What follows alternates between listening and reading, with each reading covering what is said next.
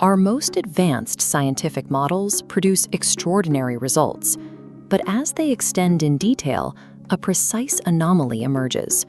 The sharper our measurements become, the further the foundation of reality recedes out of frame.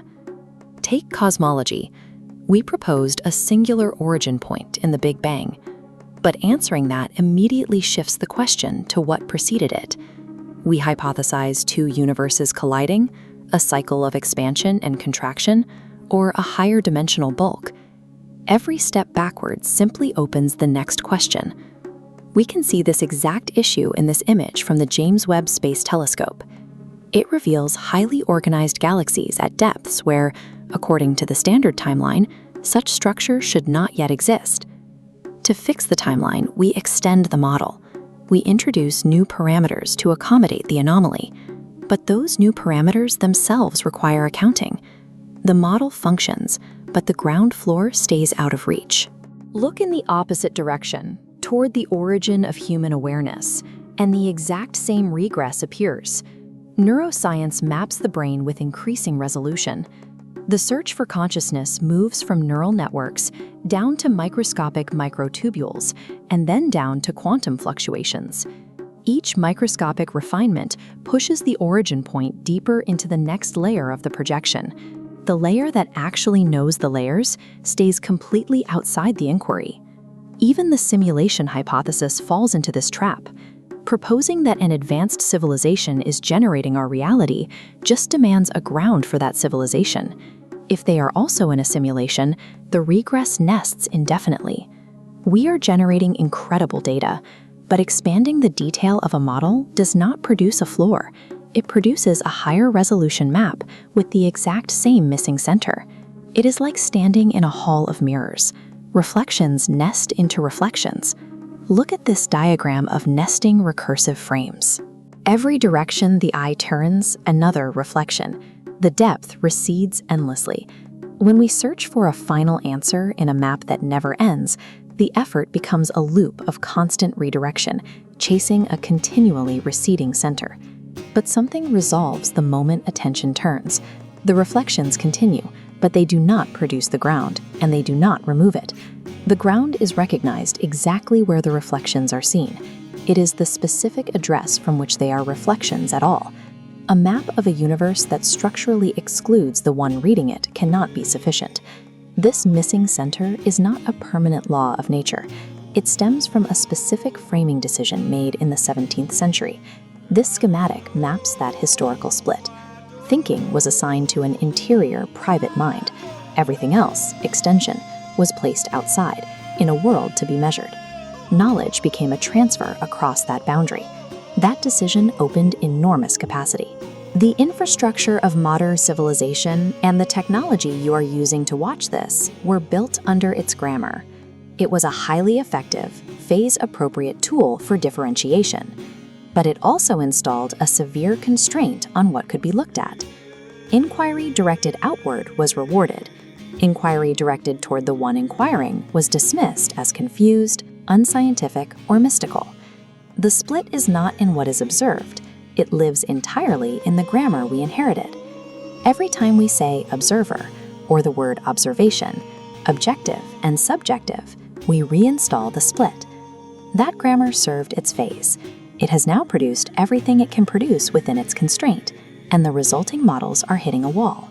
The purely objective search for a ground fails because the search is taking place within a framework that artificially exiled the searcher from the start. The grammar that holds the full cycle is available now. Reality must be understood as a unified, field-first articulation with three indivisible aspects, which we can visualize here. The first is awareness. This is the formative ground within which anything is available. It does not act, it does not select. It is the necessary precondition for anything to show up at all. The second is address. This is the operator. It is the specific orientation taken from which the field articulates itself. In this framework, the coherent question is not, what is the system? The coherent question is, from where is the system being addressed? The third is occurrence. This is what falls out under that address. The measurements, the data, the objects. These are not three separate steps. they co-arise as a single mechanism. Since we only ever encounter an occurrence through a specific address within awareness, the idea of a world sitting independently out there is a placeholder for a discovery we haven't made. In this grammar, what shows up is always linked to the way it is being addressed. To understand this, look at this diagram of an open electrical circuit. When the circuit is open, propagation does not occur. Energy leaks. The lights do not come on. Extending the wire by another mile does not produce illumination. In science, adding more data to a model that excludes the observer just produces a longer open circuit. But when the circuit closes, when the address of the inquiry is integrated back into the model, the field is everywhere available simultaneously. Coherence is not transmitted slowly across distance. The lights come on across the whole loop at once. Closure is omnipresent at the moment it occurs. The search for ground cannot terminate by extending into more of what is searched. It terminates exactly where the search is held. Recognizing this address does not end inquiry. It restores its full cycle, creating what we can call the full breath. The outward breath is the generative phase of differentiation. Exploration extends, distinctions multiply. The world articulates into finer detail. The inward breath is the containing integration. This is the coherence anchor, where outward and inward meet. Distinctions resolve into relation, and what was extended returns to articulation as a coherent whole. The inward breath does not erase the outward breath, it receives it. Science does not stop, it simply includes the one to whom the science occurs. Historical figures intuitively understood this missing return. As this portrait reminds us, Nikola Tesla observed this exact structural condition.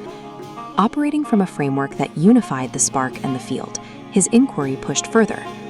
When scientific inquiry is no longer forced to try and prove its own foundational ground, using only its data, the circular effort ends. By acknowledging the address from which the study is held, the investigation is no longer trapped in that recursive loop, allowing the pace of actual discovery to move forward without that weight. Infinite regress is not eliminated, it is contextualized. Without integration, differentiation appears endless. With integration, differentiation becomes free.